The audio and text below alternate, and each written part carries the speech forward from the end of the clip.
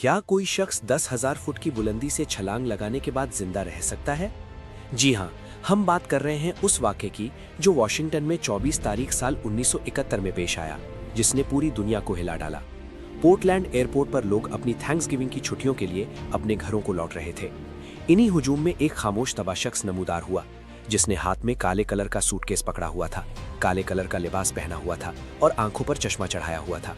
मुस्कुराता हुआ immigration counter पर पहुंचा। वहां उसने अपना नाम डैन कूपर लिखवाया और नॉर्थ वेस्ट ओरिएंट एयरलाइंस की फ्लाइट 305 का टिकट लिया। अपनी डॉक्यूमेंटेशन पूरी करवाने के बाद लोगों के हुजूम के साथ जहाज की तरफ रवाना हुआ। अब तक तमाम सूरत हाल बेहतर थी। लोगों को क्या इल्म था कि आज का दिन उनके खौफनाक तरीन लम्हों में लिखा जाएगा। डैन कूपर इत्मीनान से जहाज की आखिरी नशिस्त पर बैठ गया। जहाज ने सियाटल की तरफ परवाज भरी, जो आधे घंटे की मुसाफत पर था। कूपर ने करीब से गुजरती एयर होस्टेस फ्लोरेंस शेफर को एक पर्ची थमाई। फ्लोरेंस ने एक पेशावराना मुस्कुराहट के साथ वो पर्ची अपनी जेब में डाल ली। उसने सोचा कि शायद ये कोई अकेला मुसाफिर है जो उसे अपना फोन नंबर देने की कोशिश कर रहा है। मगर जब कूपर ने उसकी तरफ झुककर बर्फ जैसी ठंडी आवाज में कहा, मिस, जरा इस पर्ची को अभी देखो, मेरे पास बम है, तो फ्लोरेंस के चेहरे का रंग उड़ गया। उसने कपकपाते हाथों से पर्ची खोली, जिस पर साफ लिखा था कि जहाज हाईजैक हो चुका है और कूपर को $2 लाख के साथ 4 पैराशूट चाहिए। एयर होस्टेस और जहाज में मौजूद तमाम मुसाफिरों की दिल की धड़कनें रुक गईं। जहाज में मौजूद 36 मुसाफिर और 4 क्रू मेंबर समेत तमाम इस मुजरिम के रहमो करम पर थे। जब जहाज सियाटल एयरपोर्ट पर उतरा तो वहां का मंजर किसी जंगी मैदान जैसा था। FBI ने फौरी तौर पर कूपर की डिमांड पूरी की और $20 के पुराने नोटों की शक्ल में रकम फराहम कर दी। कूपर ने निहायत होशियारी से जहाज को रनवे के एक तारीख कोने में खड़ा करवाया ताकि स्नाइपर्स उसे निशाना न बना सके। उसने पहले रकम और पैराशूट्स वसूल किए और फिर निहायत सुकून से तमाम 36 मुसाफिरों को रिहा कर दिया। अब जहाज पर सिर्फ अमले के 4 अरकान और कूपर बाकी थे।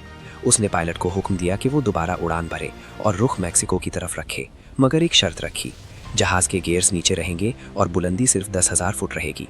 FBI ने उसके पीछे 2 जंगी जहाज लगा दिए, लेकिन रात की तारीकी और तूफान की वजह से वो कूपर की चाल को ना समझ सके। रात के 8:13 पर जब जहाज वॉशिंगटन के दक्षिण पश्चिमी जंगलों के ऊपर से गुजर रहा था, पायलट ने महसूस किया कि जहाज का रुख एकदम बदला है। कूपर ने जहाज का पिछला दरवाजा खोलकर सीढ़ियां नीचे गिरा दी थी। बाहर -60 डिग्री दर्जा हरारत और 200 मील प्रति घंटा की रफ्तार से चलती बरसती हवाएं थी। मगर कूपर ने पैराशूट बांधा, नोटों का बैग अपनी कमर से जोड़ा और इस दोजखनुमा सर्द अंधेरे में छलांग लगा दी, जहां से नीचे सिर्फ मौत का सन्नाटा था। जहाज का पीछा करते जंगी जहाज के पायलट्स का कहना था कि उन्होंने ना तो जहाज का कार्गो डोर खुलते देखा और ना ही DB कॉपर को छलांग लगाते देखा। जब जहाज की तलाशी ली गई तो वहां सिर्फ कूपर की काली टाई और चंद फिंगरप्रिंट्स मिले, मगर कूपर गायब हो चुका था। बरसों तक हजारों फौजियों और कुत्तों ने तलाशी ली, यहाँ तक कि 1980 में कोलंबिया नदी के किनारे से जले हुए नोटों के बंडल भी मिले, जिनके सीरियल नंबर सरकारी रिकॉर्ड से मैच कर गए, मगर कूपर का कोई निशान न मिला। जदीद साइंस ने उसकी टाई पर मौजूद टाइटेनियम के जर्रात से उसे कोई इंजीनियर साबित करने की कोशिश तो की, मगर हकीकत आज भी वही है कि DB कूपर बादलों से आया था और बादलों में ही फना हो गया।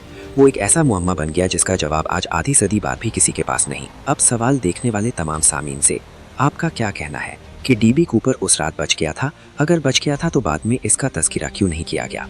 अपनी राय का इजहार कमेंट बॉक्स में ज़रूर दें।